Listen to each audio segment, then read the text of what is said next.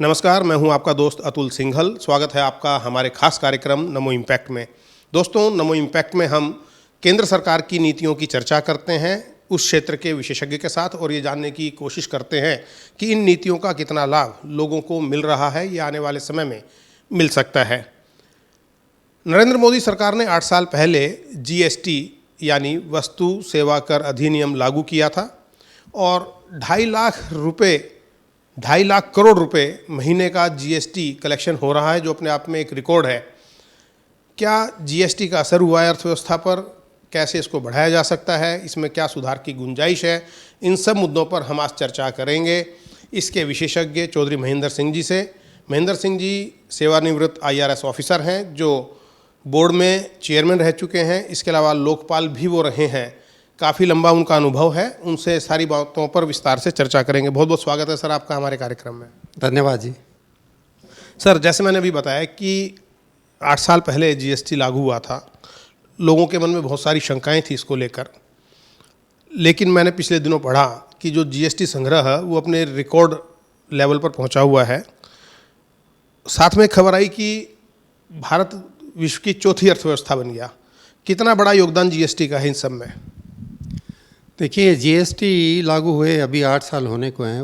1 जुलाई 2017 को जीएसटी लागू हुआ था और उसके पीछे काफ़ी लंबा इतिहास रहा है। जीएसटी लागू होने से पहले भारत चूँकि एक संघीय राज्य है जिसमें राज्य सरकारें भी हैं और केंद्र सरकार भी है, तो इसमें अलग अलग टैक्सेस थे। करीब 30-40 साल से ये चल रहा था कि टैक्स व्यवस्था को किसी तरह से व्यवस्थित करके और एक ऐसा टैक्स बनाया जाए जिसमें पूरे देश एक सूत्र में बन सके। तो मैं तो यही कहूँगा कि 15 अगस्त 1947 को देश को स्वतंत्रता मिली, जो राजनीतिक स्वतंत्रता थी, और 1 जुलाई 2017 को एक आर्थिक स्वतंत्रता प्रधानमंत्री नरेंद्र मोदी की अध्यक्षता में 30 जून और 1 जुलाई को संसद में एक जॉइंट सेशन हुआ था पार्लियामेंट का, और उसमें ये डिसाइड किया गया। जिस तरह से 15 अगस्त को एक जॉइंट सेशन हुआ था, उसी तरह 30 जून और 1 जुलाई को कि रात को एक जॉइंट सेशन पार्लियामेंट हुआ जिसमें डिसाइड किया गया कि 1 जुलाई 2017 से जीएसटी लागू हो जाएगा। और 1 जुलाई 2017 से जीएसटी लागू करके एक टैक्सेशन के फील्ड में एक नई दिशा प्रधानमंत्री नरेंद्र मोदी ने और उनकी एनडीए सरकार ने दी। आप ये मानते हैं कि एक क्रांतिकारी कदम था सरकार का? ये बहुत ही बड़ा क्रांतिकारी कदम था। इसमें सेंट्रल गवर्नमेंट के और स्टेट्स के दर्जनों जो टैक्स थे उनको मिला के एक जीएसटी बनाया गया, गुड्स और सर्विसेज टैक्स, जिसको सारे देश में लागू किया गया। आपको याद होगा कि जीएसटी आने से पहले स्टेट्स की जहाँ बाउंड्रीज होती थी वहाँ मीलों कतार रहती थी ट्रक्स के एक दूसरे स्टेट में एंटर करने के लिए, क्योंकि अलग अलग टैक्स थे, अलग अलग रेट्स थे, टैक्सों की चोरी बहुत होती थी। अब आपको वो देखने को नहीं मिलेगा। पूरे देश को टैक्स के मामले में एक सूत्र में बांधने का काम जो एनडीए सरकार ने प्रधानमंत्री नरेंद्र मोदी की अध्यक्षता में किया है, वो अपने आप में एक सराहनीय काम है, एक अद्वितीय काम है और जिसका इम्पैक्ट अभी देखने को मिल रहा है। लेकिन जो व्यापारी हैं वो अभी भी विरोध करते हैं। बहुत से लोग कहते हैं कि जीएसटी से कॉम्प्लिकेशन हो गया, उनको दिक्कतें होने लगी। क्या आपको लगता है कि इसमें सुधार की और गुंजाइश है अभी? देखिए, ये जो कोई भी चीज़ जब नई आती है तो उसकी आलोचना तो स्वाभाविक है, और 8 साल के बाद मैं ये कह सकता हूँ कि आप किसी कॉरपोरेट सेक्टर के किसी से बात कीजिए, बड़े किसी इंडस्ट्रियलिस्ट से बात करिए या किसी व्यापारी से बात कीजिए, मैं कहूँगा कि 90% लोग जीएसटी से खुश हैं। और जीएसटी ने उनका काम इतना सरल बना दिया है कि और आपको देखने को ही मिल रहा है। जब जीएसटी लगा तो लग रहा था कि 1 लाख करोड़ रुपए महीने का भी आना मुश्किल हो जाएगा। आज 8 साल के बाद हम 2,50,000 करोड़ रुपए एक महीने का इकट्ठा कर रहे हैं, और वो दिन दूर नहीं जब आप 3 लाख करोड़ रुपए महीने का आपके देखते ही देखते पूरा हो जाएगा। और ये जो पैसा इकट्ठा हो रहा है ये देश के विकास में जा रहा है। देश की सुरक्षा में जो पैसा जिसकी ज़रूरत होती है वो जीएसटी ही पूरा कर सकता है।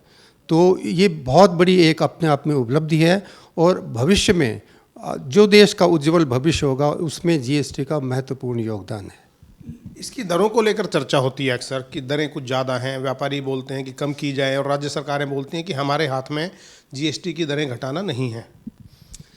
देखिए, जीएसटी जब लागू हुआ तो उसमें एक मैकेनिज़्म बनाया गया कि स्टेट्स ने, राज्यों ने अपना टैक्स लगाने का अधिकार छोड़ दिया, केंद्र सरकार ने भी अपना अधिकार छोड़ दिया। तो उसके लिए स्वतंत्र भारत में पहली बार एक कोई संघीय एक संस्था बनी, जीएसटी काउंसिल जिसको कहते हैं। जीएसटी काउंसिल की अध्यक्षता केंद्र सरकार के वित्त मंत्री करते हैं और उसमें सभी राज्य सरकारों के वित्त मंत्री उसके सदस्य होते हैं, उनकी रेगुलर मीटिंग होती हैं। तो जो आपने टैक्स के रेट्स की बात की, हज़ारों ऐसे आइटम हैं जिनमें किसी को रेट्स कम चाहिए, किसी को ज़्यादा चाहिए, लेकिन एक इतना अच्छा मैकेनिज़्म बनाया हुआ है जीएसटी काउंसिल के तहत, फिटमेंट कमेटी जिसको बोलते हैं, जिसमें केंद्र सरकार के और राज्य सरकारों के अधिकारी होते हैं। जो सब कमेटीज़ भी बना दी जाती हैं जिसमें 3-4 फिनेंस मिनिस्टर्स होते हैं स्टेट्स के। उनके अंडर ये जो फिटमेंट कमेटी काम करती है, जिसमें सारे देश से सारा डाटा लिया जाता है। किसी भी जब भी कोई डिमांड आती है, किसी का रेट कम करो या बढ़ाना होता है, तो उसके बारे में पूरी रिसर्च की जाती है। फिटमेंट कमेटी के अधिकारी जो होते हैं पूरे देश से डाटा इकट्ठा करके और उसके ऊपर चर्चा करते हैं, अपनी रिकमेंडेशन देते हैं, सब कमेटी को देते हैं। वो रिकमेंडेशन जीएसटी काउंसिल में आती है। जीएसटी काउंसिल में इतनी महानता है जीएसटी काउंसिल की कि विदेश जो अपनी सरकारें हैं राज्यों में, वो विरोधी पार्टियों की भी सरकारें हैं और एनडीए की भी सरकारें हैं, लेकिन 50 से ज़्यादा जीएसटी काउंसिल की मीटिंग हो चुके हैं। उसमें एक किसी इशू को छोड़ के सारे फैसले जीएसटी काउंसिल में यूनानिमस हुए हैं। सभी लोग उसमें एग्री करते हैं, उसमें खुली चर्चा होती है, सभी लोग प्रोस एंड कॉन्स उसमें डिस्कस करते हैं, उसमें क्या फ़ायदे हो सकते हैं, क्या नुकसान हो सकते हैं। लेकिन ये इस देश की महानता है, ये इस देश की जो डेमोक्रेसी है वो इतनी मैच्योर है कि उसमें जो डिसीज़न लिए जाते हैं वो देश के हित में लिए जाते हैं और राज्यों के हित में लिए जाते हैं। और मैं यही कह रहा हूँ ना कि 50 से ज़्यादा जीएसटी काउंसिल की मीटिंग में सिर्फ एक इशू का ऐसा हुआ जिसमें वोटिंग हुई, बाकी सारे जो फैसले हुए हैं वो यूनानिमस हुए हैं। और ये इस बात को दिखाता है कि उस हर इशू के ऊपर गहन चर्चा होती है और ये रेगुलर काम चलता रहता है। डिमांड आती रहती है बिजनेस से, कंज्यूमर से भी आती रहती है कि रेट कम करो या रेट ज़्यादा बढ़ाओ। वो सारे इश्यूज़ एक साइंटिफिक तरीके से डिस्कस होते हैं और उसके बाद रिकमेंडेशंस होती हैं, फिर जीएसटी काउंसिल में डिस्कस होकर एक फाइनल डिसीजन लिया जाता है। और ये परमानेंट नहीं होता है, रेट्स घटते बढ़ते रहते हैं, उसके किसी भी देश की अर्थव्यवस्था के हिसाब से ये डिसीजन लिए जाते रहते हैं। लेकिन सर, आपने जैसे विरोधी दलों की सरकार की बात की और आपने ये कहा कि सहमति से चर्चा होती है और उसके बाद फैसले लेते हैं, लेकिन ऐसे क्या मुद्दे हैं या क्या मजबूरियां हैं कि कई बार हमने देखा बंगाल की सरकार, जो विरोधी दलों की सरकार है, पंजाब की हो, तमिलनाडु की हो, वो कई बार आलोचना करती हैं इसकी। नहीं, आलोचना करने का तो अधिकार है उनका। और जो डेमोक्रेसी होती है, जो मैच्योर डेमोक्रेसी होती है, उसका आधार ही ये है कि आलोचना हो। वो कहते हैं राजस्व की भरपाई कैसे होगी, हमारा कलेक्शन कम हो गया, आरोप इस तरह के लगाते हैं वो लोग। नहीं, कलेक्शन कम होने के लिए एक प्रोविज़न रखा गया था कि पहले सेस लगा दिया गया था कि जिस जिस स्टेट्स में जो भी कमी होगी, एक पैरामीटर बना दिया गया था, एक बेंचमार्क बना दिया गया था कि उससे अगर जिसका कम होगा तो सेंट्रल गवर्नमेंट अपने सेस के ज़रिए, जो सेस लगाया गया है उसके ज़रिए उनकी कमी पूरी करती। वो सेस अभी ख़त्म होने वाला है, लेकिन फिर भी जहाँ जहाँ जिन जिन राज्यों की सरकारों में टैक्स की वजह से, जीएसटी की वजह से टैक्स की कमी आई, उनका कलेक्शन की कमी आई, सेंट्रल गवर्नमेंट ने उनकी भरपाई करी है। और आगे भी सेंट्रल गवर्नमेंट इस बात को इंश्योर करेगी कि किसी भी स्टेट को डिसएडवांटेजियस पोजीशन में ना डाला जाए। जिस स्टेट्स की डिमांड है टैक्सेशन की वजह से उसमें कमी आ रही है टैक्स कलेक्शन में, उसको सेंट्रल गवर्नमेंट पूरा करेगी। सर, आपने कहा एक मुद्दे को छोड़कर, वो मुद्दा कौन सा था? और साथ में हम बात करते हैं पेट्रोल की, कि पेट्रोल को जीएसटी में क्यों नहीं लेके आ रही है सरकार? जो मुद्दा जहाँ तक मुझे याद है लॉटरी के संदर्भ में था, जिसमें कई स्टेट्स रहते हैं जो इसके बारे में बहुत स्ट्रांगली फील करते हैं। केरला जैसे एक स्टेट है जिसमें लॉटरी, नागालैंड और नॉर्थ ईस्ट के स्टेट्स हैं, सिक्किम वगैरह भी हैं, क्योंकि लॉटरी का एक ऐसा इशू है कि जिसमें ये पूरे देश में तो लागू नहीं, बहुत सारे स्टेट्स ऐसे हैं, बहुत सारे राज्य हैं जिसमें लॉटरी बैंड है। तो कुछ ही राज्य हैं जिनमें लॉटरी अलाउड होती है और नॉर्थ ईस्टर्न स्टेट्स की, सिक्किम वगैरह की लॉटरी वहाँ पे चलती है। सो कुछ स्टेट्स ऐसे हैं, they feel very strongly about the rate of the on this lottery. So उसमें काफ़ी डिस्कशन होती है, तो उस इशू के ऊपर शायद वोटिंग हुआ था, बाकी किसी भी इशू के ऊपर वोटिंग नहीं हुआ है। जहाँ तक पेट्रोलियम प्रोडक्ट्स का है, इसके बारे में चर्चा होती रहती है और इसके बारे में डिमांड भी आती रहती है। तो मुझे लगता है कि जब उचित समय आएगा तो केंद्र सरकार राज्य सरकारों के साथ बात करके इसके ऊपर भी फैसला ले लेगी। अभी फ़िलहाल ये जीएसटी परव्यू से बाहर है।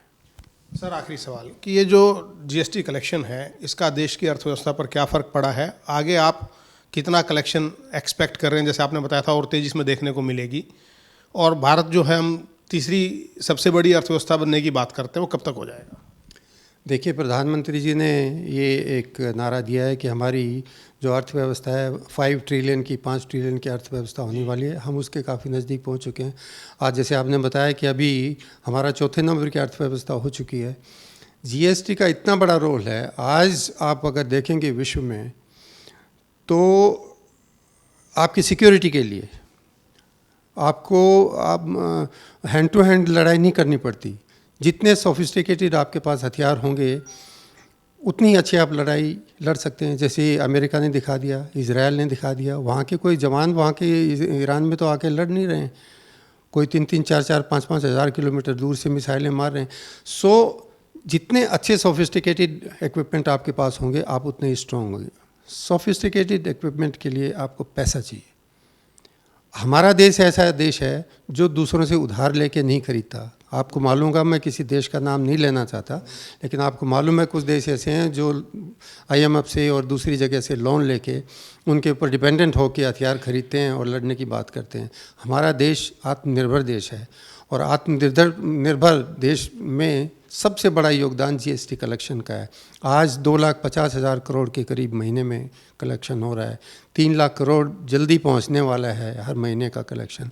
तो ये जो पैसा होगा, जो प्रधानमंत्री जी ने कहा कि विकसित भारत डेवलपमेंट के लिए पैसा चाहिए, इंफ्रास्ट्रक्चर क्रिएट करने के लिए पैसा चाहिए, देश की सिक्योरिटी के लिए अच्छे हथियार और जितने भी डिफेंस इक्विपमेंट हैं उनके लिए पैसा चाहिए। तो पैसा जो इकट्ठा करने का जब सबसे अच्छा तरीका है और सबसे रोबस्ट जो तरीका है वो टैक्सेशन से है, और वो इतना बढ़िया जीएसटी का एक प्रारूप करके तैयार देश को एनडीए सरकार ने और प्रधानमंत्री ने दिया है कि हमारा देश का भविष्य तो उज्जवल होना ही होना है, इसमें कोई डाउट नहीं। ठीक है सर, क्या सुझाव देना पसंद करेंगे आप जिससे और बेहतर तरीके से इसकी इम्प्लीमेंटेशन हो सके और आपके सुझावों को सरकार तक हम पहुँचा सकें? जीएसटी इम्प्लीमेंटेशन के बारे में कंटिन्यूअस सुधार होते रहते हैं। एक जो एस्पेक्ट जो मैं कहना चाहूँगा वो है कि जो आईटी सिस्टम है जिसके ऊपर सारा जीएसटी आईटी के ऊपर चलता है, इंफॉर्मेशन टेक्नोलॉजी के ऊपर जीएसटी नेटवर्क जो है जीएसटीएन वो इसको हैंडल करता है। उसमें कंटिन्यूस सुधार होता भी रहा है। उसमें जो ऑफिसर्स हैं वो रिसर्च करते रहते हैं और जो इश्यूज़ हैं उनको करते रहते हैं। तो जितना ज़्यादा स्ट्रॉन्ग आईटी हो जाएगा जीएसटी नेटवर्क के थ्रू, जो आईटी सिस्टम जिसके ऊपर जीएसटी वर्क कर रहा है वो और जितना ज़्यादा स्ट्रॉन्ग होता जाएगा, कलेक्शन अपने आप उतना ही बढ़ता जाएगा, उसमें लीकेज कम होती जाएगी। अब एजेंसीज भी हैं, जीएसटी इंटेलिजेंस है जो सेंट्रल गवर्नमेंट की है, स्टेट्स की भी है, वो मिलके भी काम करते हैं, इंडिपेंडेंटली भी काम करते हैं। तो लीकेज को कम करने में जीएसटी नेटवर्क का बहुत बड़ा योगदान रहेगा। और जो ऑफिसर्स हैं वो ट्रेंड ऑफिसर्स हैं यहाँ पे और they are doing very good job. तो जितना लीकेज कम होएगा उतना कलेक्शन बढ़ता जाएगा। तो मेरा मानना ये है कि जो आईटी नेटवर्क को स्ट्रॉन्ग किया जाए और जो इंटेलिजेंस एजेंसीज़ हैं उनको स्ट्रॉन्ग किया जाए तो जीएसटी कलेक्शन अपने आप बढ़ता जाएगा। बहुत बहुत धन्यवाद हमसे बात करने के लिए। महेंद्र सिंह जी जो टैक्स विशेषज्ञ हैं, जीएसटी के चेयरमैन भी रहे हैं, उन्होंने काफ़ी सारे सुझाव दिए और बताया कि किस प्रकार से जीएसटी का एक बड़ा योगदान है देश की अर्थव्यवस्था को मजबूत करने में। नमो इम्पैक्ट कार्यक्रम में आज इतना ही। अगले कार्यक्रम में फिर मिलेंगे। नमस्कार।